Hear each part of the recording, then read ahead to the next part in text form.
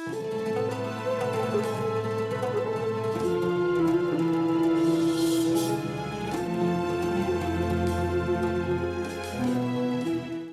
الله الرحمن الرحيم. الحمد لله رب العالمين، والصلاة والسلام على سيدنا وحبيبنا محمد وعلى آله وأصحابه أجمعين. خۆشەویستان و بەڕێزان، لە پرۆگرامی خۆشەویستی لە بەرنامەیەکی تازەدا بەدیدارتان شاد بووینەوە. لە مانگی پڕبەرەکەتی ڕەمەزانداین و داواکارم لە خوای پەروەردگار تاعەت و عیبادەتی هەموو لایەکمان، ڕۆژوەکانمان، شەو نوێژمان، تەراویحمان، قورئان خوێندن و ذکر و دوعاکانمان بە گەورەی و ڕەحمەتی خۆی لێوەرگرێ. هەمومان ئەم ڕۆژانەی کە بەڕێمان کرد لە مانگی پڕبەرەکەتی ڕەمەزانە بە جوانترین شێوە لە خزمەتیدا بوو بین. خوای پەروەردگار هیدایەتی هەموو لایەکمان بدە، لەم بەشەی کۆتایی ڕەمەزانیشدا بە جوانی لە خزمەتیدا بین. لە تەوەرەی ئەم جارەی بەرنامە و پرۆگرامی خۆشەویستیدا وەڵامی چەند پرسیارێکی بەڕێزتان دەدەینەوە. پرسیاری یەکەم، بەڕێزێک نووسیەتی سەلام عەلەیکم، کچ بە مێر دەیت و نەخت وەرگریت لە ڕووی شەرعەوە چۆنە؟ وەرگرتنی پارەی نەختی کچ تاوانی چۆنە لە شەرعدا؟ دیارە ئەو پرسیارەی کە نووسیوێتی نەختی کچ لە سلێمانی ئێمە پێی دەڵێن شیربایی یان نەختی کچ ئەو بڕەپارەیە کاتێک کەسێک کچێک بەشوو دەدا لە ماڵی زاواکەی هەندێک پارە وەردەگرێ یان زێڕ وەردەگرێ بۆ ئەوەی کە یەکەم بۆ خۆی باوکی کچەکە خۆی سەرفی دەکاڵێ دەستکردم و بەداخەوە ساڵانێک خەرجیم لە کچەکەمدا کردووە بڕێک پارە داوا دەکات، یان دەیخوا دەکاتە مەسرەفی ژیانی، یان جار هەیە خۆی بەژنی دەداتەوە، یا خود دەڵێ کوڕم هەیە، کوڕەکانم من دەستکردم کاتێک کە کچەکەم ژن بەژنی پێ نەکەم و ئاوا کچەکەمت پێشکەشکەم و کچەکەمت بدەمێ، بە ماڵی زاواکەی دەڵێ ئەبێ بڕێک پارەم بدەیتێ، یان 6 تاک بازنم بۆ بکەی، یان بڕێک زێڕم بۆ بکەی، من نایخۆ، من بەکاری ناهێنم، بەڵام کاتێک کە کوڕەکەم ژنی هێنا منیش دەستکردم، کاتێک ژن بەژنی پێ نەکەم و کچەکەمت ئاوا بە بەلاش بدەمێ، ئەبێت تۆ هاوکارم بی، لە جیاتیوەی کچەکەت بدەمێ، زێڕم بدەیتێ یان پارەم بدەیتێ بۆ ئەوەی بۆ کوڕەکەم لە کاتی ژنهێنانە سەرفی بکەم. بەڕێزان، ئەمە بە هەموو شێوەیەک حرامە. بێجگە لەوەی حرامە، ستەمە، زوڵمە لە سێ ڕۆوە. یەکەم، هەر کەسێک نەخت وەرگرێ، نەختی کچ بەشودان یان بە زمانی شیرینی سلێمانی شیربایی وەرگرێ لە کاتی بەشودانی کچەکەیدا، ستەمی کردووە لە خۆی، واتە ئەو باوکە ستەمی کردووە لە خۆی بەوەی خۆی پێگوناهبار کردووە. ئەوە ستەمکردنە لە خۆت خستە یەکێک لە گوناهە گەورەکانەوە. هەروەها بەڕاستی ئینسان کەسایەتی پێدا دەبەزێ. لەناو کۆمەڵگەی موسڵمانی کوردیدا کاتێک کە دڵن فڵان کەس کچی بەشوداوە و نەختی وەرگرتووە یان شیربایی وەرگرتووە، هەموومان بە تێگڕای خەڵک حتا خزم و کەسوکاری خۆی و ئەو کەسە خودی خۆشی هەست بە نەقسێک دەکات. هەموو خەڵک بە کەسێکی کەسایەتی کەمی دادەنن، ئەڵێن کاتێکە کچی بەشودا شیربایی وەرگرت یان نەختی کچەکەی وەرگرت، ئەوە ستەمە لە خۆت و گوناهە بەرامبەر بە کەسایەتی خۆت و دنیای خۆت و قیامەتی خۆت. دووەمیان، ستەمە لە کچەکەت، ئێو کەسەی کەوا لە کاتی کچ بەشودانە نەختت وەرگرتووە ستەمت لە کچەکەت کردووە. ئای کت چەند پێی دڵگران دەبێت کە لە ڕاستیدا دەبێ باوکی دڵسۆز بە ئەندازەی ئەوەی کە لە توانایدا هەیە. من دەڵم لەوانەیە باوکی وا هەبێ داماوە لە سایەن حکومەتە گەندەڵە بێم وچەیەدا فەقیرەکە کەس بەشووەدا توانای چیلۆی پاقلاوی نەبیکڕێ، بەڵام خەڵکانێکمان هەیە هەیەنە بەخوا زۆر باوک هەیە کاتێک کە کەس بەشوو دەدا دەوڵەمەندە، بەڵام بەداخەوە هیچ بۆ کچەکەی سرف ناکە. خۆزگە باوکێک کە لە توانای دارایی و مادیدا هەبوو کاتێک کە کچەکەی بەشوو دەدا لە جیاتی ئەوەی چاوەڕێ بە نەخت وەرگرێ، شیربایی کچەکەی وەرگرێ، بە پێچەوانەوە لە کاتی بەشودانی کچەکەیدا پێی ببەخشێ. چەند جوانە کاتێک کە کچت بەشوودا بەڕێز دەکەم تۆش وەکو لە ماڵی زاواکەت داوا دەکەی زێڕی بۆ بکەن و مارەی بۆ بکەن. چەند جوانە باوک و دایکیش بڵێن ئەم 6 تاک بازنە، ئەم لیوانکەیە، ئەم شتێنە زێڕە، ئەمەش هەدیە و یاری ئێمەیە بۆ کچەکەمان. ئەزانی کچەکەت چەندی پێخۆش دەبێ؟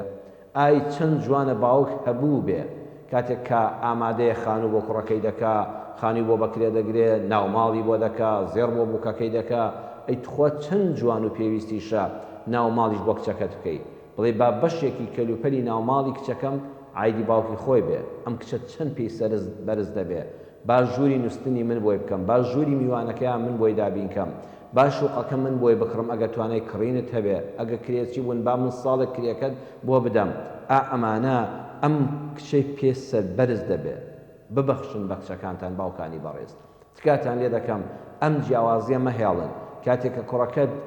ژن دێنێ ئامادەی قەرز و قۆڵی دنیای بۆ بکەیت لە خۆتی دەگریەوە و بەدەمیا دەکەیت باشە کچەکەشت هەمان ئەولادی تۆ نییە هەمان مناڵی تۆ نییە بەخوا کوڕەکەت خزمەتی نەکردووی ئەم کچە تا شووی کردووە لە ماڵەوە خزمەتی تۆی دایک و باوکی کردووە والله دواتر کچەکان بەڕەحەمترن بۆ دایک و باوکەکان لە کوڕەکان ئای چەند جوانە خۆزگە ئەو نەریتەمان هەبوویایە پارەی بۆ کۆ بکەیتەوە لە مناڵیە کە شووی کرد هەندێک زێڕی لەگەڵا بڕوە بەخوا کچی دامای وایە جووتێک گوارەی نییە کە لە ماڵی باوکی چۆتە دەرەوە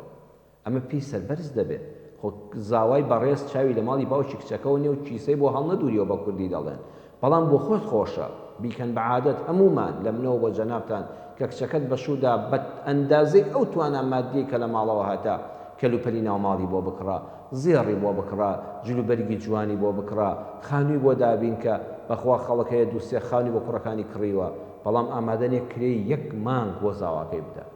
ئەمە ناڕەواییە کەواتەش نەخت وەرگرتن یان شیر بای وەرگرتن ستەمی دووەم لە کچەکەتە ئای ستەمت لە کچەکەت کرد سێمیان ستەمە لە زاواکەت لە تازەکەت کوڕە تازەکەت چونکە زاوا کوڕە بەڕێزان بە نەسی شەرع کوڕی ماڵتە تۆ ستەمت لێ کرد لە جیاتی تۆی خەزور یارمەتی زاواکەت بدەیت بۆ بوو کە تازەکە بۆ خێزانی کە کچەکەی تۆی لە بێتە خێزانی ئەو زاوا تازەت ئەو کوڕە تازەت یارمەتی بدەیت ستەمت لێ کرد ئەو زێڕی کچەکەی تۆ بکە ماڵدابینکە لەولاشەوە چاوەڕێ بکەیت بڕێک پارە چەند ملیۆنێک چەند دەفتەر دۆلارێک چەند زێڕێک چەند مسخاڵ زێڕێکی لێداوا بکەیت بەخوا ئەمەشیان لە جیاتی هاوکاریکردن سێیەم ستەم لە زاواکەتت کرد بۆیە سێ زوڵمە سێ ستەمە سێ حرامە هەر کەسێک ئەم کاری کردووە ئەبێ دەست بەجێ تەوبەی لێ بکە نەک تەوبەکردن بینی خۆت و خوا ئەبێ بڕۆیتەوە بۆ ماڵی زاواکەت نەک ئەوەی کە کاتی خۆی وەڵا 1000 دیناری سویسریم وەرگرتووە حسابی کە نەمڕۆ چەندەکە وەڵا 150,000 دەکا وەڵا 140,000 دەکا بە پێی دۆلار نەعەزیزەکەم بەوە خۆت مەخەڵەتێنە 1000 دیناری سویسریت وەرگرتووە کاتی خۆی بۆ نمونە 20 ساڵ لەمەوبەر 30 ساڵ لەمەوبەر ئەو 1000 دینارە سویسری ئەو کاتە زۆری کردووە ئێستا 150,000 دینار هیچ ناکە بیبیتە بازار نەهێنیتەوە ماڵەوە ئەبێن نەقد بزانی ئەگەر کەسانێک هەیە 30 ساڵ لەمەوبەر 40 ساڵ لەمەوبەر نەختیان وەرگرتووە شیرباییان وەرگرتووە نەیزانیوە وەعی شەرعی کەم بووە محتاج بووە ئێستا دەبێت بە ئاگا بێتەوە مەی بە قیامەت تەوبە بەینی خۆت و خوا و بڕۆ ماڵی زاواکەت ماڵی کچەکەت داوای گردن ئازاییان لێ بکەێت بە گردنیشت بەدڵ ئازاد کەن کە چەند ساڵە تۆ دەستن بەسەر ماڵی ئەواندا گرتووە و بەپێی زەمن ئەو پارەی ئەو کاتە لێت وەردەگرتن لەوە چێت ناوماڵێکی پێدابین بکرایە لەوە چێت زەویەکی پێ بکردرایە تۆ نابێ ئەمڕۆ وەڵا کاتی خۆی 30,000 سویسری لێساندۆ یەک عەرزی لە ناو هەولێرا پێدەکردرا ئێستا وەڵا 3 ملیۆنت دەدەمەوە بە 3 ملیۆنەکە هیچ ناکە ئەبێ بزانی ئەو کاتە ئەو پارەیە چی پێدەکردرا ئێستا بەو بڕا خۆت ڕزگارکەی ئەو بڕیان بدەیتەوە بیقەبڵێنی بە پارە و کەلوپەلی ئێستا و هەروەها گردنیشت بەدڵ ئازادکەن ئیلا مەگەر زاواکەت بۆ خۆی ئێستا وەزعی زۆر باش بێ کچەکەت وەزعی زۆر باش بێ بڵێن وەڵڵاهی ئەو هەر لەبیر چۆتەوە لە ناخی دڵەوە گردنت ئازابێ بەخوا هیچمان ناوێ ئێمە بە تەماوی هاوکاری ترت بکەین ئێستا کە خوا دەکا باوکە تۆ هەتا مامەگیان تۆ هەتا ئێمە هیچمان ناوێ ئەویش لە ناخی دڵەوە بێ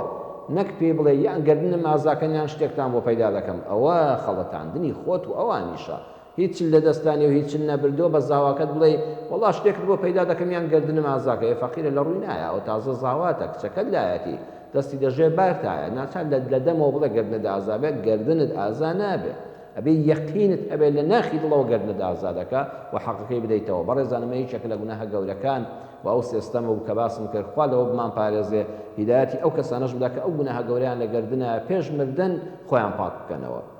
دووەمیان پرسیاری دووەم نووسراوە سڵاو مامۆستای بەڕێز من لە وڵاتی نەرویج دەژیم پرسیارەکەم ئەوەیە لە وڵاتی نەرویج و ئەوروپا جوتیارەکان پەیینی بەراز بەکاردەهێنن بۆ گەنم و بێستان ئایا خواردنی ئەو بەروبوومە دروستە لە ڕێگەی ئاینی ئیسلامەوە لەگەڵ ڕێز و خۆشەویستی بۆ جەنابت سەحب جەنابی و سوپاست دەکەم برای بەڕێزم لە ئەوروپا جەنابت لە نەرویج و لە هەموو وڵاتانی ئەوروپا و هەموو جیهاندا کوردەکانمان خوای گەورە بتان پارێزێ دینتان سەلامەت بێ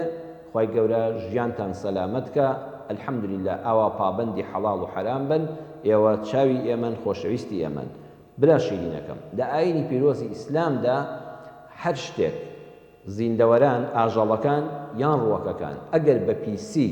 بەخێو بکرێن حکمەکان ئاوایە لە شریعەتی ئیسلامدا دەفەرمێ ئەگەر مانگا ماڕ بزن یان مریشک قەل قاز کۆتر ئەو شتانی کە گۆشتیان دەخورێ ئەگەر شتی پیسیان خوارد شتی پیسیان ئەوەندە خوارد کە سرد بڕی تام و بۆنی گۆشتەکەی گۆڕی بوو هەستت دەکرد بۆن سارد و بۆن پیسی لێدێ ئەگەر مانگایەک وە بەڕێک وە بزنێک وە شیرەکە دەدۆشی تامی شیرەکەی گۆڕی بە بۆنی ناخۆش ئەگەر مریشک وە هەستت دەکرد هێلکەکەی بۆن سارد و بۆنی ناخۆشی لێدێ چونکە دیارە شتی پیسی خواردەوە باڵندەکان و پەلەوەرەکانی تریش ئاوا لە شەرعە دەفەرمێ حرامە بیخۆی ئیمامی نەوەوی لە مینهاجە دەفەرمێ مەکروهە ناپەسندە نابێ بیخۆی ناپەسندە دەبێ خۆتی لە پارێزی ئەو ئاژەڵەی ئەو باڵندەی کە پیسی خوارد ئەبێ ماوەیەک دووری خەیتەوە بیهێنی لە ماڵەوە لە شوێنێکا لە تەلبەندێکی بکەیت علەف و ئالیکی باشی تازەی بدەیتی ئیپاک بۆ باڵندە و مریشکوانە 3 ڕۆژ علەفی پاک بخوا دوای گۆشتەکەی و هێلکەکەی بخۆ بۆ مەڕوو بزن و ئەوانە 10 ڕۆژ ئەلیکی پاک بخوا لە شیپا دەبێتەوە و حرامێتەکەی لەسەرلا دەچێت ئەمە بەنسبەت زیندەوەرەکانەوە بەنسبەت کشت و کاڵ و گەنم و جۆ بێستان و ئەوانەوە ئەوەی من بەرچاوم کەوتووە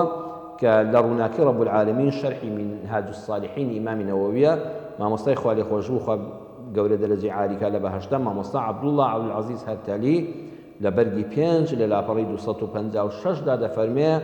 ئەمە دەقی شەریعەتە ئەگەر کشت و کاڵێک لە زغڵ و پیساییدا چێندرا بێ حرام نابێ و دروستە بیخۆی ئەوە قسەی کتێبەکەی مامۆستای هەرتەلیە ئەگەر کشت و کاڵێک لە زبڵ و پیساییدا چێندرا بێ حرام نابێ و دروستە بیخۆی جا نەبیشت کە لە وڵاتەی ڕەنبێ هەر بەچاوی خۆت نتبینی بێ شت زۆر قوڵ مەکەنەوە ئێوە کە لە ئەوروپان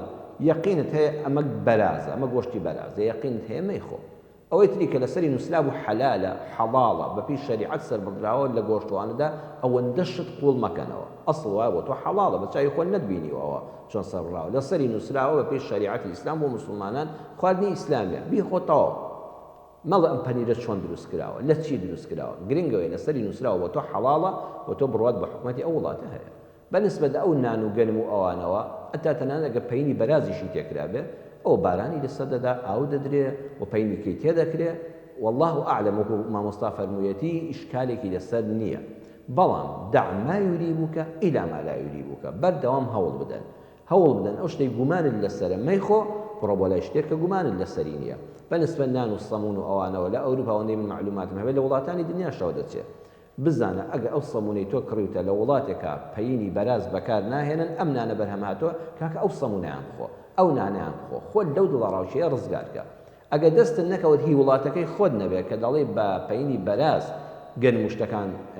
بیان بێستانەکان دەکرێن ئەو میوە و سەوزەی کە لە وڵاتانی ترەوە دێ بۆ نمونە لە کوردستانەوە هەناری خۆمان دەچێتە نەرویج من ئەوەیان دەخۆم کاڵە خوشوتی خۆمان دەگاتە ئەوێ هی وڵاتێکی ئیسلامی سعودیە دەگا هی وڵاتێکی ئیسلامی تر دەگا هی ئەندەنوسیا و مالیزیا ئیسلامی دەگا تۆ ئەمەیان بکڕە ئەگە ئەمانت دەست نەکەوت ئەترفینی ئەو وڵاتە تەنانەت بەوەش کرابێ ئەوەندە قوڵی مەکەوە بە ئیزنی خوای پەروەردگار حرامێکی تێدا نابینم والله تعالى ئەعلەم پرسیاری سێم نووساوە سڵاو مامۆستای بەڕێز پرسیاری یەکەمم ئەوەیە دیارە خوشکێکە من 4 ساڵە زەواجم کردووە پیاوەکەم لێم ناپرسێ ئەڵێ حەقت لەسەرم نییە من شکات بکەم داوای حەقی خۆمی لێ بکەم و نەعبار دەبم ینی 4 ساڵە بەجێ هێشتم بەس بە عەقد ژن و مێردین پرسیاری دووەمیشی دیارە باسی خراپەی دراوسەکانی کردەوە ئەوکۆ خۆی هەمووی نەکردنەوە لە وەڵامی پرسیاری یەکەمەدا خوشکە باشەکەم دەڵێ 4 ساڵە زەواجت کردووە جێ هێشتووی لێن ناپرسێ داوای حەقی خۆت بکەی گوناهە بەڕێزم جارە تۆ من ئامۆژگاری دەکەم وەکو برایەکی خۆت تۆ جارە چارەنووسی خۆت دیاری بکە 4 ساڵە کوڕێک تۆی مارە کردەوە بەجێ هێشتووی لێن ناپرسێتەوە تۆ جارە بزانە تاکید بکەوە ئەرێ ئەم کوڕە تۆی دەوێ یان نا ئایا ناتوانێت بتگوازێتەوە و عزرێکی معقولی هەیە ئەگە عزرێکی معقولی هەبووتی وەڵڵی 4 ساڵە من کە تۆم بەجێ هێشتووە بەڕاستی ناڕەحەتم بەڕاستی داوای لێبوردن دەکەم عزرەکەم ئەم بابەتەیە کە نەمتوانیوە هاوسەگیریەکە بەرینە کەژاوی زێڕینی هاوسەگیریەوە هەر عەقدی زەواج ماوینەوە عزرەکەی ئەگە قبوڵ بوو ئەگە قبوڵ کراوە بوو ئەگەر لە ناخەوە هەستت دەکرد تۆی خۆش دەوێ گوێمەدە نەفەقە و شتیوە ئەگە زانیشت دادەی من ئەگە زانیشت ئەم پیاوە 4 ساڵە تۆی مارە کردووە عزرێکی قبوڵکراوی نییە دەستیت پێ دەکا و بە تەمانێ بتگوازێتەوە ئیتر تۆ تازە نان و نەفەقەی چی داوا دەکەی ئێستا خەمێکی خۆت بخۆ بە شەریعەتی خۆی پەروەردگار بە پێی یاسا نیز جیا بوانە و درێژە بە ژیانی خۆت بدە و هیچ کەس چاوەڕێ مەکە تۆ لە ئەمەیان بپرسە ئەو دوو ڕێگای کە باسم کرد یەکیان هەڵبژێرە بە بەرچاوڕوونی بە عاقڵی بە ژیری بە ڕاوێژکردن بە کەسوکارە عاقڵ و ژیرەکەت بە کەسانی پسپۆری دەوروبەرت دومیشان بۆ دراوسەی خراپ هەست سەبر بگرە ئەگە زانیشت ئیمکانیەتت هەیە مادام دراوسەکەت باس نییە بیان خوێن باش نییە بیان خوێنەوە ئەوانی کە بەرامبەریان کردووی زانی لە شوێنێکە لەگەڵ ئێشێکی تر خانوێک با بچووکتر بێ با ناخۆشتر بێ با گەڕەکەکە ڕاقی نەبێ مادام دراوسی باش نییە ئەم دراوسی خراپە بەجێ بێڵە با تووشی بەڵا نەبی بڕۆ بۆ گەڕێکێکی تر بۆ شوێنێکی تر بۆ کۆڵانێکی تر خوا ڕەحم بە هەموو لایەکمان بکە بەشی یەکەمی بەرنامەکەمان بەڕێزان تەواو بوو ئەچینە ناوبڕێکی زۆر کورت و دێنەوە خزمەتتان بەرنامەکەمان ڕاستەوخۆیە بەو دوو ژمارە تەلەفۆنی کە لەسەر شاشەی کەناڵی دیمەن دەیبینن ئینشاءڵڵا دەتوانن پەیوەندیمان پێوە بکەن گفتوگۆ بکەین لە بابەتە ئاینیەکان خێزانیەکان کۆمەڵایەتیەکان بسم الله الرحمن الرحیم دووبارە سڵاوی خوای پەروەردگارتان لێبێ بەڕێزان و خۆشەویستان بەرنامەکەمان ڕاستەوخۆیە عەرزمکردن بەو دوو ژمارەی کە لەسەر شاشەکە دەیبینن دەتوانن پەیوەندیمان پێوە بکەن و بزانین ئێستا پەیوەندیەکی ڕاستەوخۆمان لەگەڵدایە دایکی لیا فەرموو خوشکی من السلام عليكم مامۆستا. عەلەیکم السەلام وڕەحمەتوڵڵی وبەرەکاتوو دایکی لیا خوشکە بەڕێزەکەم دەستخۆشیەم بەرنامە دەکەم مامۆستا. زۆر سپاس دایکی لیا خوشکە باشەکەم دەوەتا دەستانداتەوە یا ڕەبی مامۆستا دەستخۆشی بڵەکەم بەڕاستی شەکانی خۆت بۆ خۆی بۆ ئێمە مەدرسەکە کەوەرەکەت زۆر جوانە هەست بەرنامە و بۆ ئێمە مەدرسەیە کە بەڕاستی دەستخۆشی دەکەم بەس ئیجازە هەیە کەوەرکراوەیە پرسیارکەین فەرموو پرسیارەکەت چ بابەتێکە لە زانستی ئێمەدا بەسەر چاو خوشکە باشەکەم پرسیارەکەت من خوێندەوارم خوێندەواری نییە قەڵم سەربازێکەوە گەیشتووە ئایا منیش خێری ئەو کەسم بۆ دەنووسێ ئەگەر کەسێک بەدەم قورعان ختم دەکەم من بە قەڵم ختمیکەم قورعانەکان بۆ هەدیە کردووی ئارە وەڵی بۆ هەدیەکراوە بەسەر چاو پرسیارێکی جوانە دایکی لیا ئیشەڵڵا وەڵامت دەدەمەوە بەسەر چاوە پرسیارێکی کەسم هەیە مامۆستا زۆر کەس دۆمینە دەکا من وەکو خۆم نایکەم دەڵێن حرامە زۆر کە هاوار دەکەین دەڵێن حرامە بە کەسانێکی کە خۆشمان دەون دەڵێن بەڵگەت چیە بۆمان بێنەوە بیسەلمێنە یان زۆر ماڵ هەیە باوەڕ کە برادەری خۆی دێنێتەوە پیاوەکە ژنەکەی دادەنووسێنێ لەگەڵ دۆمینان لەگەڵکە ئایا دینی ئیسلام ئەو شتانە قبوڵە یان نا بەڵە پرسیارێکی زۆر جوانە دایکی لیا دەستەکانت خۆش بێ بەڕێزیشت داتەوە خوشکە باشەکەم خۆتان پارێزی خوارد لەگەڵ بەی خوشکی من بەڵێ پەیوەندیمان هەیە براینە پەیوەندێکی ترمان کاک محەممەد فەرموو ئەزیزەکەم ئەلۆ بەڵە کاک محەممەدیان فەرموو براکەم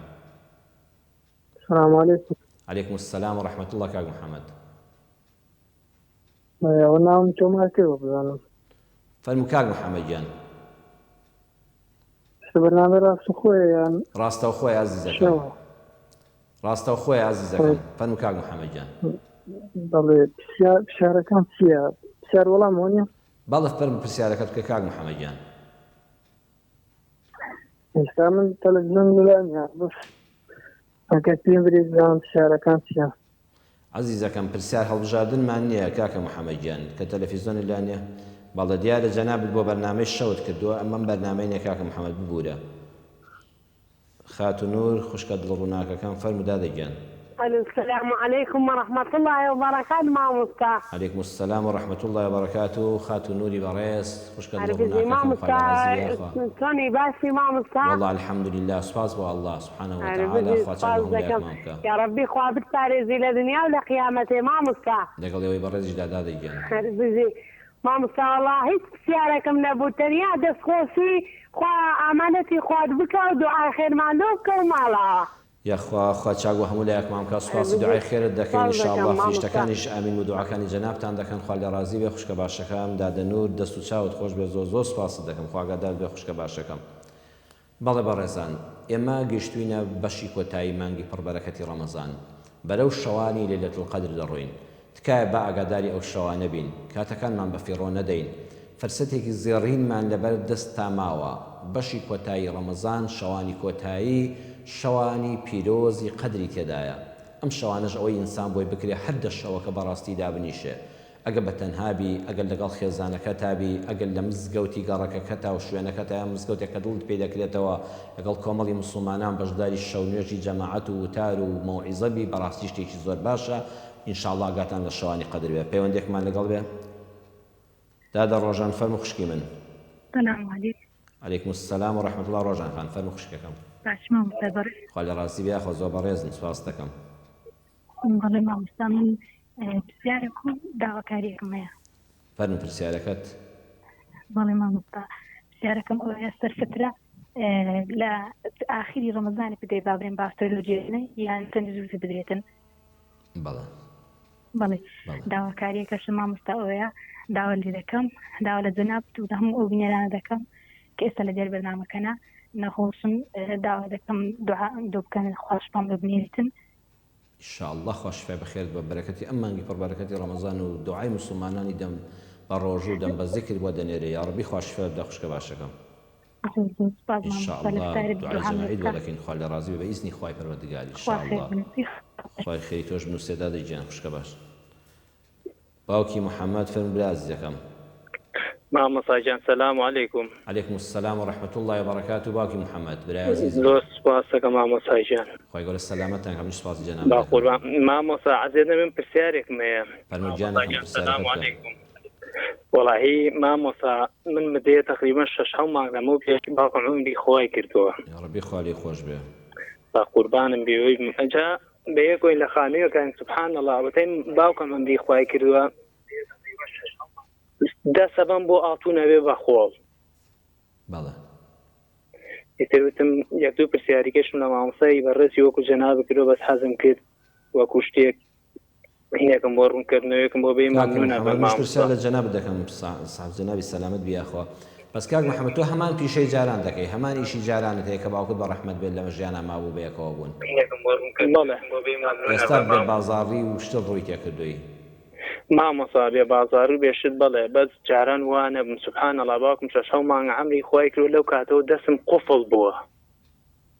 هیچم بۆ ناکرێ مامۆستا. ئینشاءالله ئەو بابەتێک نییە کە دڵی خۆتی پێوەتەنکەی من ڕوونکردنەوەیەکت دەدەمێ زۆر بەجددی وەریگرێ ئینشاءالله لەو هەمە ڕزگارت دەدەم. باشە مامۆستای گیان لە باوکی شت باشە مامۆستای گیان بە قوربانم بێ خەفاتی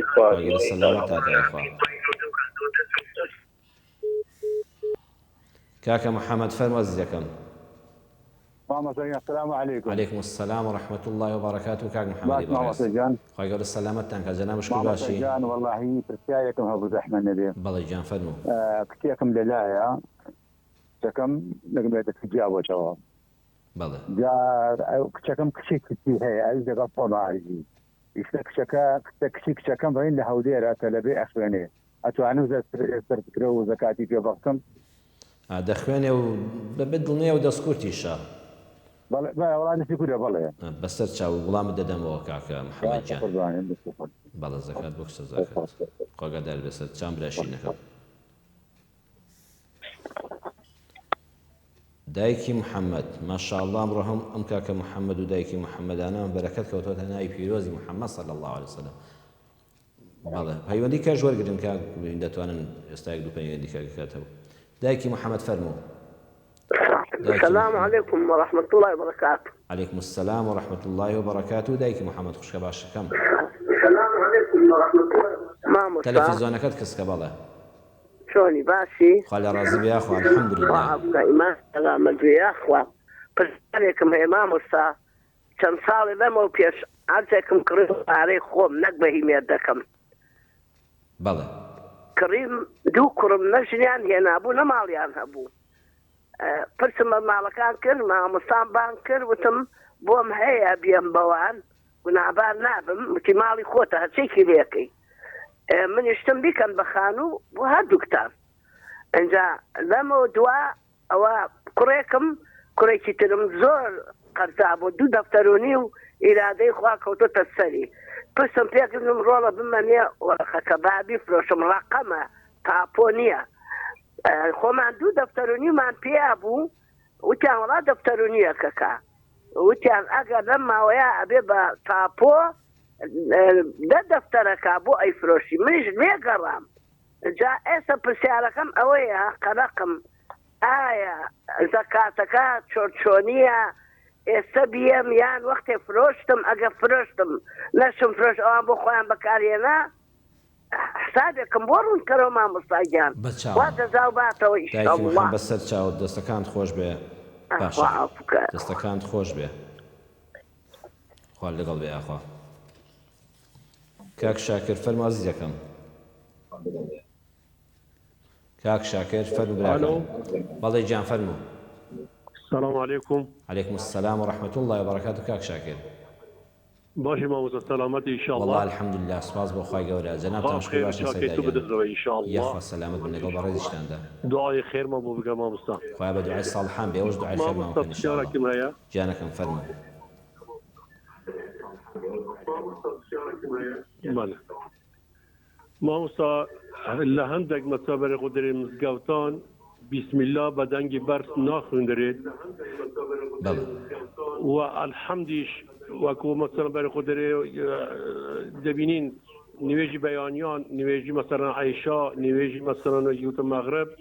هەر دوو ڕکعەتای ئێکەم بەدەنگی بەرز دەخوێنن بەس بە بسم الله لە هەندێک مزگەوتەوە بەدەنگی نزم دەخوێنیت هویەکە چییە هەندێکیش مەسەڵەن هەندێک مزگەوتیش مەسەڵەن بەدەنگی بەرز دەخوێنن بەسەر چاو بۆ دڕون دەکەمەوە باو کاک شاکر گیان بەسەر چاوان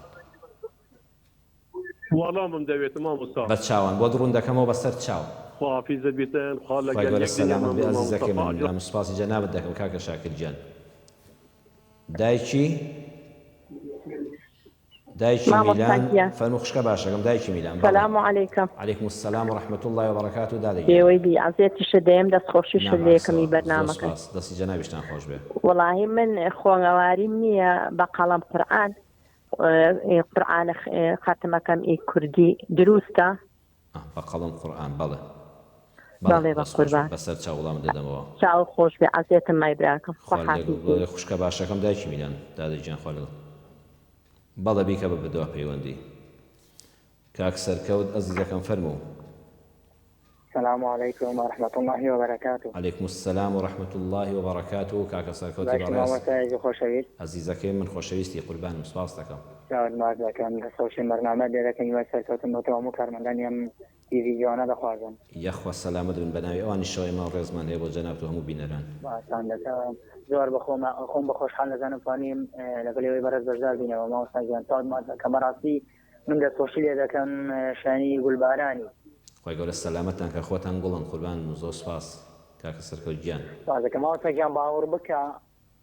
هەر ئەوەی بە فکرم هێت و هەتا ئەو دەقەیە باوەڕکە من بەس بە تەماوم ڕۆژ لە ڕۆژاندا لەگەڵ تۆی بەڕێز بتوانم دوو قسان بکەم بەڵام نەمان دەتوانم بێ شێوەیە یەخوا سەلامەت بن ئینشاءالله گەڕیامانە ژمارە موبایل و شتی وامان هیچ بەدەست نەدەکەم بەخوا من موبایلم نییە برایانی کەناڵی دەزانم بەزان نێتەکانمان پاکە جەنابەت برایەکی عەزیز و خۆشەویستی ئەمەی ئێترەوە لە ڕێم بەرنامەی ئینشاءالله پەیوەندیمان دەبێ ئینشاءالله خوا لە بەهەشتی شا کۆمان دەکاتەوە لەوێ یەکتر دەبینین گفتوگۆ دەکەین لە بەهەشتەکەی پەروەردگاردا ئێمە لە بەرخاتی خوا هەموو یەکترمان خۆش دەوێت تەلەفۆنی مامۆستایمیش کرد مامۆستای بەڕێز برات بەڵێ مامۆستا ئارام بەڵێ کاگاران برام بەخوای خۆ تەلەفۆنی بۆ بەڵێ بەڵێ کاگارانی برام بەڵێ ڕاز دەفەرمێ بەڵێ تەلەفۆنم لەبۆی کرد بەخوای گەڕیان سرام ژمارەم پیا کرد وتی بەخوای مامۆستا ژمارەی پێ نییە نە بەخوا لە ماڵی شەو موبایلم نییە حاوەڵەمان کرد بەخوای ڕاز دەفەرمووی کاکە سەرکەوت گیانەوەی ئینشاءالله گوێبیستیدان لە محەمەتی بەڕێز لە خۆشێکی بەڕێز بڕ بەدڵ محاوەڵم کرد بەس توانیم لەگەڵ تۆی بەڕێز بتوانین دوو قسان بکەین قوربانە بم زۆر مەمنونم کاکە سەرکەوت گیان سوپاسی ئەو هەموو لوتفەت دەکەم ئەو هەموو برایەتی ئیمانیە پاداشتی ئینشاءالله و کەسانەی لەبەر خاتی خوا ئیماندارێکیان خۆش دەوێتەوە یەکێکی لەو کەسانەی لەژێر سێبەری عەرشی خوای پەروەردگارا دەبی لە قیامەتا بە فەرمودەی پێغەمبەر صلی الله علیه وسلم زۆر سپاست دەکەم مەمنونم لە خزمەتتان کاکە سەرکەوت گیان خوای گەورە پاداش داتەوە بە دڵنیاییەوە بەخوایە مەژەوە ئیماندارانی کە خۆشمان دەون ڕواتان هەبێ هیچ بەرژەوەندێکی دنیایین بە هیچ بەشەرێک نییە ئەوانش کە ئێمەیان خۆش دەوێت هیچ کاروبارێکیان بە ئێمە نییە ئەوەش گەورەترین سەرمایەیە کە ئینسان لە پێناوی خوا یەکتری خۆش بوێ یا ڕەبی خوا زیاد داتەوە هیچ جەنابەت و هەموو تێگڕای ئیمانداران کاکە سەرکەوت گیان زۆر سوپاست دەکەم عەزیزەکەی من بەڕاستی من بخۆم لە زۆربەی ڕاگەیانەکان تیڤی و رادیۆ شت لە زۆربەی ئەوانە گوێبیستیان دەنگی بەڕێز دەبوون وتاری بەڕێزە دادەبەژێنن بەڕاستی هیوای بەردەوامیتان بۆ دەخوازیین و بە شخصی خۆم بەڕاستی وەکو نابینە یاد بخۆم نابینامە بەڕاستی الحەمدولillah زۆر سوور لە وتاری بەڕێستی وەرگرتووە ئێوە دڵ ڕووناکەن هەر ئەمجا زیاتر برایش کەم بۆ زیاد بوو کاکە سەرکەوت تۆ برای ئازیز و خۆشەویستی ئەمەی ئێوە کەسانێکن ڕاستە چاوتان نابینە بەڵام بەسیرەتتان هەیە ئەوە دڵتان ڕووناکە وەوە شادمانیشم کاتێک کە کەسێکی وەکو بەڕێزت لە وتارێکی ئێمە سوودمەند بووبی دوعایکی خێرت بۆ کردبین دوعای تۆ بە سەدقاتی دوعای چاوساغانیش هەیە یا ڕەبی خوا پاداشت داتەوە ئینشاءڵڵا لە بەهەشتا بە چاوی ساغەوە یەکتر دەبینین بە ئیزنی خوای پەروەردگار سپاسم دەکەم ئاوسەگیان ئێوەش لە دوعای چاکان بێبەشمان نەکەن خوا بە دوعای ساڵحان بێ کاکە سەرکەوتی خۆشەویست و ئازیزم براشی دەکەم ئامۆستا بەڕاستی من چ پرسیارم نەبی چۆم نەبی بەسەنیا لە خۆشەویستۆی بەڕێزی هەموو پەیوەندیەکان خۆشحاڵم کاکە سەرکەوتیان خوای گەورە سەلامەتت کایە دەکەم ئامۆستاگیانی وەستا سەلامەتی دۆ دەخوازیم وای تەندروستی باش بۆتان و سەلام عەلەیکم وعەلەیکم السەلام ورحمەة الله خوای گەورە بتان پارێزە کاکە سەرکەوتیان خوای گەورە ئاگای لێت بێ بەڕێزان داوای لێبوون دەکەین وابزانم پەیوەندی تر نەڕەن بێ نەتوانین وەرگرین بۆی حەقی ئەم پەیوەندیانەش بدەین دەست و چاوتان خۆش بێ زۆر سپاس بۆ پەیوەندیەکانتان ئەوەی ئینشاءڵڵا ئەوانش کە نەیانتوانی پەیوەندی بکەن کاتەکەمان لەبەر دەستان نەبوو لە دەرفەتێکی ترە کات دەبێت تەمەەن باقی بێ لە بەرنامەکانی داهاتوودا لە خزمەت هەموو دایەکتاندا دەبین با بچینە سەر وڵامی پرسیاری ئەو بەڕێزانەی کە تەلەفۆنیان کرد یەکەمیان دایکی لیا فەرمووی پرسیاری یەکەمی دەڵی خوێندەواریم نییە مسلمانێک بە هەدیە قورئانێکی قەڵەم قورئانی بۆ کڕیوی و تۆ تێدا دەخوێنی دەستەکانت خۆش بێ ئەم مانگە بە تایبەت مانگی پڕبەرەکەتی ڕەمەزان مانگی قورئانە شەهر ڕەمەضان الذي أنزل فيه القرآن ئەم مانگە تاکە مانگێک کە لە قورئانە ناوی هاتووە مانگی ڕەمەزانە بە نەس شەهر ڕەمەضان بەهۆی چیەوە أنزل فيه القرآن بەهۆی قورئانەوە کەواتە مانگی ڕەمەزان با بکەین بە مانگی قورئان بەڵام ئەم قورئان خوێندنە هەم بۆ دایکی لیا بە خوشکی بەڕێزم و هەم بۆ هەموو ئیمانداران بەخۆم و بە جەنابتانەوە با سەرەتای خزمەتی قورئان بێ نەک کۆتایی بێ نەک کە جەژن هات قەڵەم قورئانەکە پێوە دەینەوە قورئانەکان داخەینەوە قورئان خوێندن کۆتایی پێ بێت تا ڕەمەزانێکی تر نە مانگی ڕەمەزان دەستپێک بێ بۆ خزمەتی قورئان بەڵام کۆتا نەبێ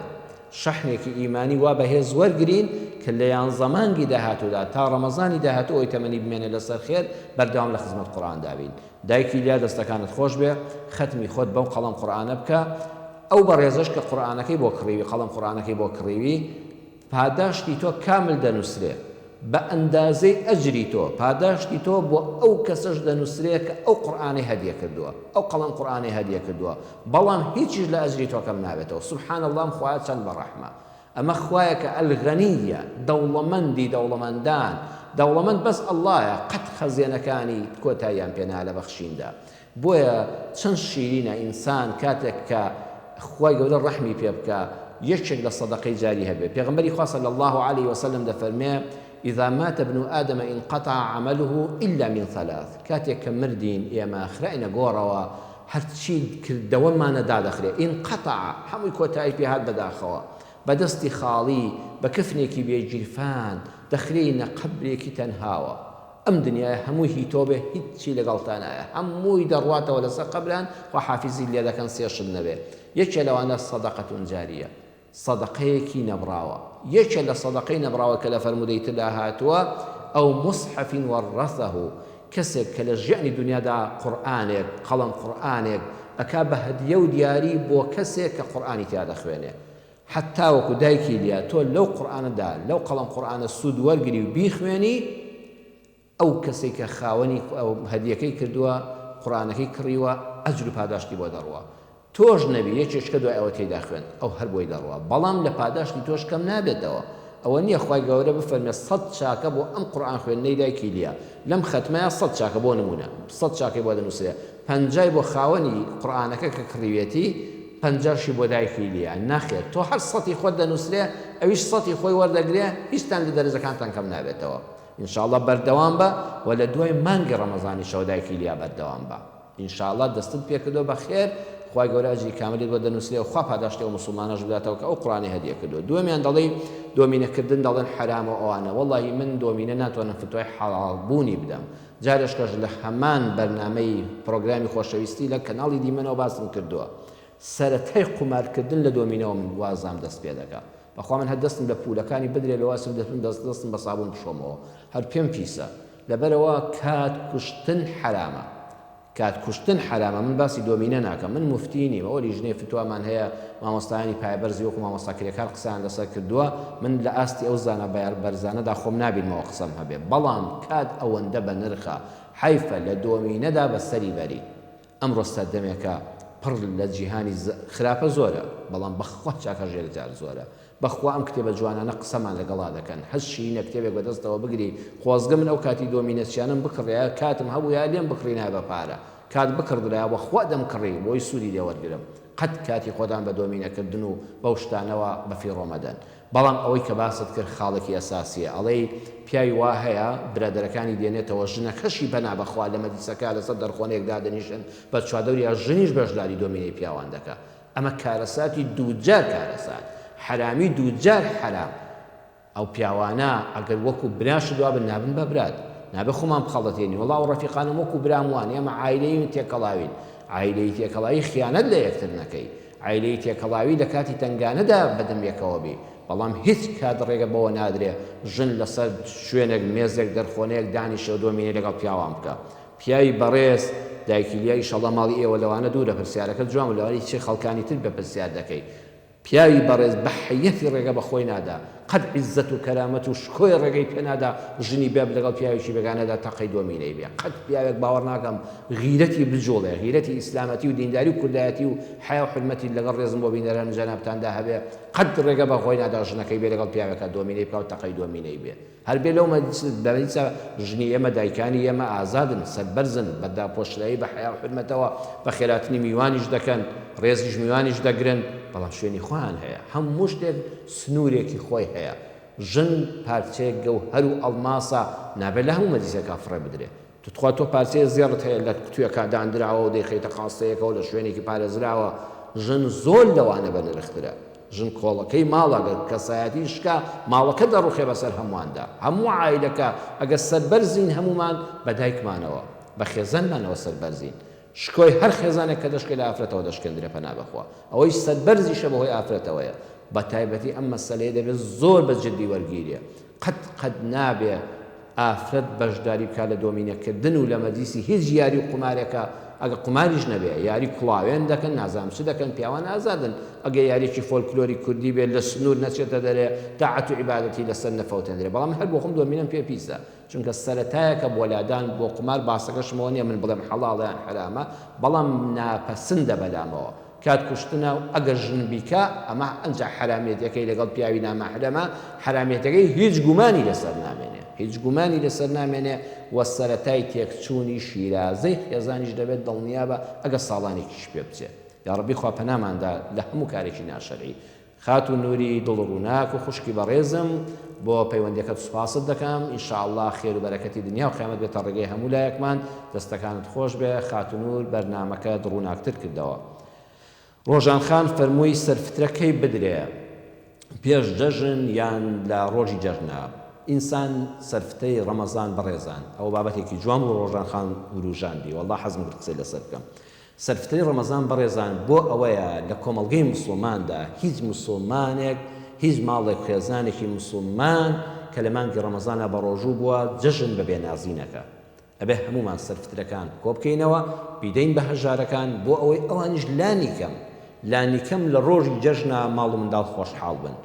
لانی کەم ئەگەر ڕۆژانی جەژنیش بێ منداڵەکانیان بێنازیان پێوە دیار نەبێ منداڵە بێ باوکەکان ئەوانی دایک و باوکیشیان هەیە بەڵام خێزانێکی زۆری دەستکرد و هەژارن بۆی منداڵەکانی جلوبەرگێکی نوێیان لەبەرا بێ پێڵاوێکی نوێیان لە کۆڵانە لەبەرا بێ سفرەی جەژنیان وەکو ماڵەکانی تر ئەگەر لانی کەم بۆ ڕۆژێکیش بێ هەست بە بێنازی نەکەن چەند ناڕەحەت دەبێ ئینسان کاتە دەبینێ خەڵک لە جەژنا تێر و تەسەل و خۆشحاڵە ئەمیش بەڕاستی خواردنێکی وای نەبێ منداڵەکانی جلی نوێیان لەبەرانە بێ لە کۆڵانە لەگەڵ منداڵانەکە بۆ جەژنە پیرۆزەی دراوسەکان دەگەڕێن جلەکانی ئەمان کۆن و دراو بێ وەیە سرفترە ئەوەیە ئەم فەقیر و هەژارە لە ڕۆژی جەژنە هەز بە ئاسوودەی بکەن هەز بە بورتاحی بکەن بە تایبەتی منداڵە چاوگەشەکان هەز بە خۆشی و شادی بکەن باوکودێکیش هەز بە خۆشی و شادی دەکات جا ئەمە دەتوانی تۆ یەک ڕۆژ پێش جەژن بیدەی دەشتوانی لە ئێستاوە بیدەی ئەتوانی لە ئەوەڵی ڕەمەزانیشەوە بیدەی واگەر تۆزە دەست پێشکەری بکەی یعنی هەفتەیەکی بمێنێ بۆ جێژن سەرفترە بدەی هەر زۆر باشە بۆ ئەوەی ئەگەر سەرفترەکان کۆبوونەوە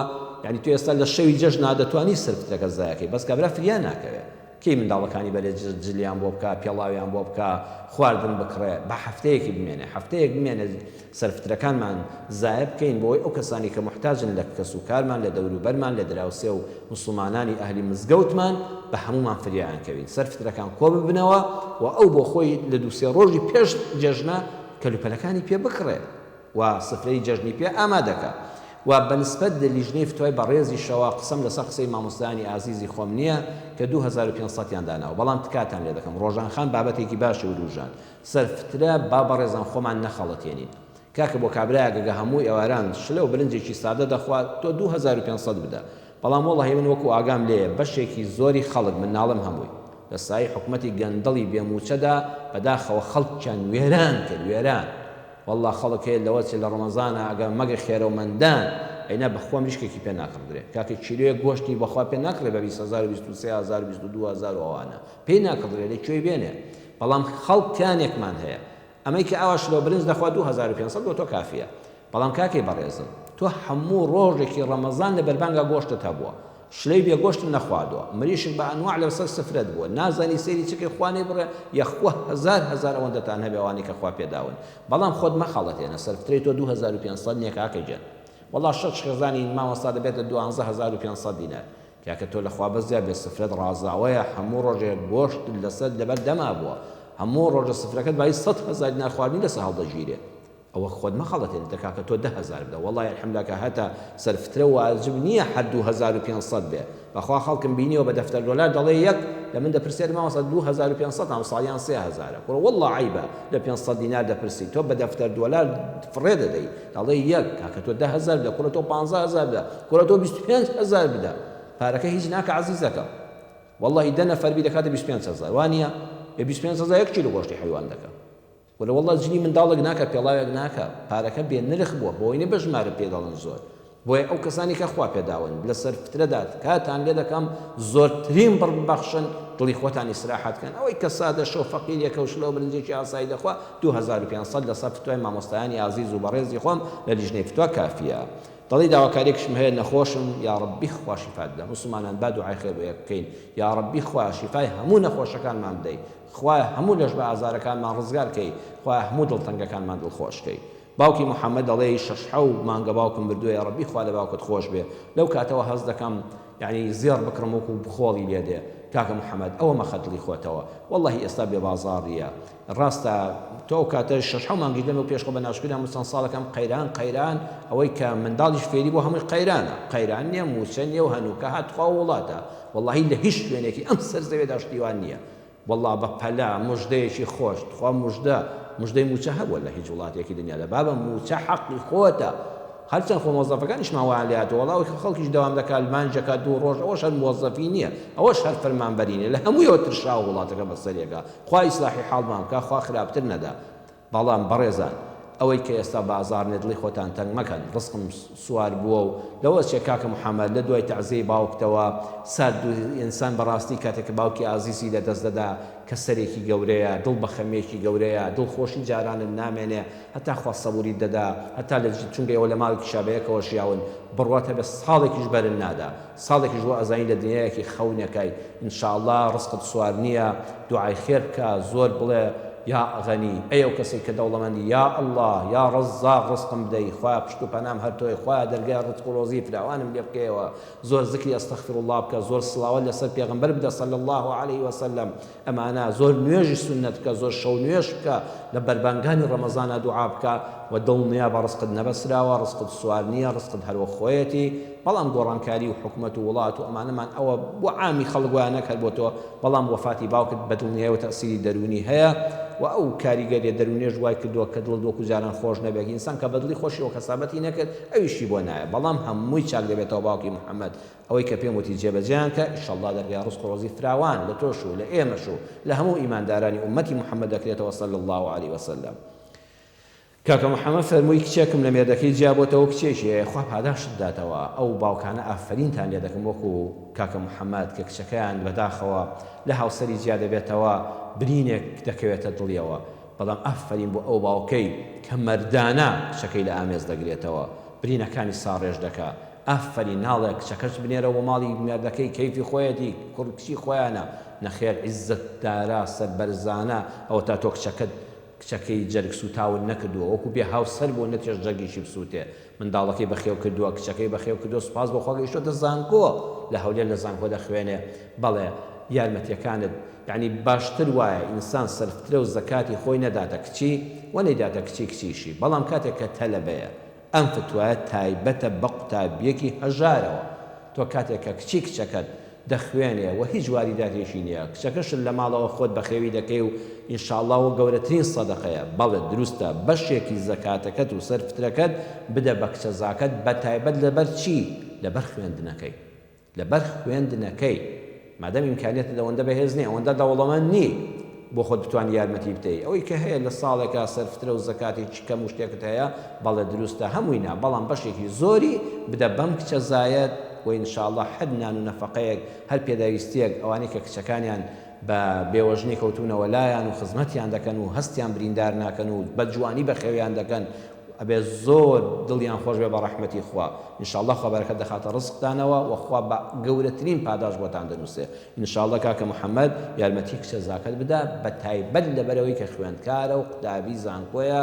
و مەسرەفی زۆرە و تۆش ئەو ئیمکانیەتە بەهێزت نییە و دایکی چیوانێکە بەخێوی کا بۆ شێوەیە ئینشاءڵڵا زەرفترە و زەکاتەکەت بۆ کچە خوێندکارە لە کۆڵ دەبێتەوە و خوا ئاجری پاداشتی باشی دەداتەوە دایکی محەممەد فەرمووی چەند ساڵێک لەوێ پێش زەویم کڕی بابەتەکەی بە درێژی ڕوون کردەوە باسی زەکاتی کرد بەڕێزان ئەو زەکا دایکی محەممەد ئەوانی کە وەکو جەنابیشتن زەویەکت کڕیوە 2 دەفتەر و نیوت پێداوە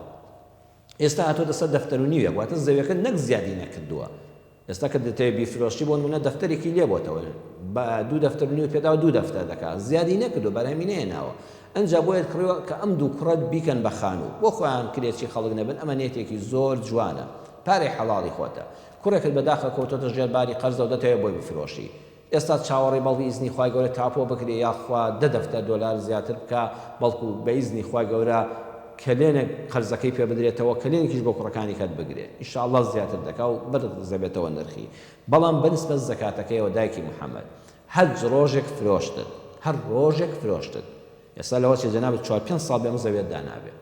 زەکاتی هەموو ساڵی لێمەدا چونکە ئەمە زەویەکی تیجاری نییە ئەمە زەویەکی 50 دەفتەری نییە ئەمە زەویەک نیە لەسەر زەویەکی تیجاری جادەیەکی عام بێ وەکو چەکی بانک وا بێ ئەمڕۆ بڵێ دەیفرۆشم 10 مشتری لەسەری حاضر بێ بیکا بە بینای تیجاری ئەو زەویانی وان هەموو ساڵ زەکاتیان تێدایە وەکو چەکی بانک وا لە ماڵەوە پارەکە دانابێ بەڵام ئەو زەویانی کە کەوتون تۆ 2 دەفتەر و نیوت پێداوە ئێستا دەفتەر و نیوەک دەکایان 2 دەفتەر دەکا یان نافرۆشێت چاوەڕێەوەی تاپۆ بێ ئەمە زەکاتەکەی یەک جار لێ بدە یەک جار کە فرۆشتت دایکی محەممەد کە پارەکەت هێنایەوە ماڵەوە بە ئیزنی خوای گەورە کە دەفتەرەکەی کرد لەو دەفتەرە 25 وەرەقەی خۆتی لێ بدە پارەکە مەبەوە ماڵەوە مەیدە منداڵەکانت هەتا 25 وەرەقە لەو دەفتەرە دەدەی هەتا لە دەفتەرێکە 2 وەرەقە و نیو دەدەی بە 5 دەفتەر فرۆشتت ئەتر ئەوە لە دەفتەرێکە 2 وەرەقە و نیو بدە باشە ئەتر ماڵەکەت پاک دەبێتەوە ماڵەکەت پاک دەبێتەوە بە یەک جار زەکات بەڵام کە پارەکەت وەرگرت لە ڕۆژی فرۆشتنەکەدا چونکە زەویەکە چەند ساڵێکە هاتە لە هەمووی پاک دەبێتەوە و ئینشاءڵڵا خوا بەرەکەت دەخاتە ڕزق و ڕۆزی هەموو مسلمانانەوە کاک شاکر فەرمووی هەندێک مزگەوت بسم الله دەکەن ڕاستە واللهی خۆزگەوانە ویایە خۆزگە وەکو زمانی قەدیمی خۆمان ئێمەی کورد زبان شافعی مەذهبین بابە ئیمامی شافعی ئەئیمەی گەورەیە بەخوا ئەو لە من و لە تۆ لە باشتر لە فەرموودە حاڵی بووە و ئەو فەرمودانەشی پێگەیشتووە لای مەذهبی ئیمامی شافعی بسم الله الرحمن الرحیم ئاەتێکە لە سوڕەتی الفاتحە ئەبێ بخوێندرێ ئەبێ بە دەنگی بەرزیش بخوێندرێ لای شافعی مەذهبێک بسم الله الرحمن الرحیم کە ئیمامێک بە مەذهبی شافعی پێشنوێژی بۆ خەڵک بکە ئەبێ بڵێ بسم الله الرحمن الرحیم بە دەنگی بەرز چۆن دەڵێ الحمد لله رب العالمین بە دەنگی بەرز بەڵام هەمیشە عەرزی جەنابتانم کردووە با تەبایی مزگەوت بپارێزین خۆزگە هەموو ئیمامەکانمان وەکو مەذهبی شافعی فاتحان بۆ ئیمامەکان بخوێندایە وەی کەس دڵڕاوچێ نەبووە بەڵام ئەگەر ئیمامی مزگەوتەکەی خۆمان هی من هی جەنابەت هی ئیمانداران چوین و ئیمام بسم الله ئەو هەردەکە بەڵام بە دەنگی نزم دێت بسم الله الرحمن الرحیم ئەنجا الحمد لله رب العالمین دەنگ بەرز دەکا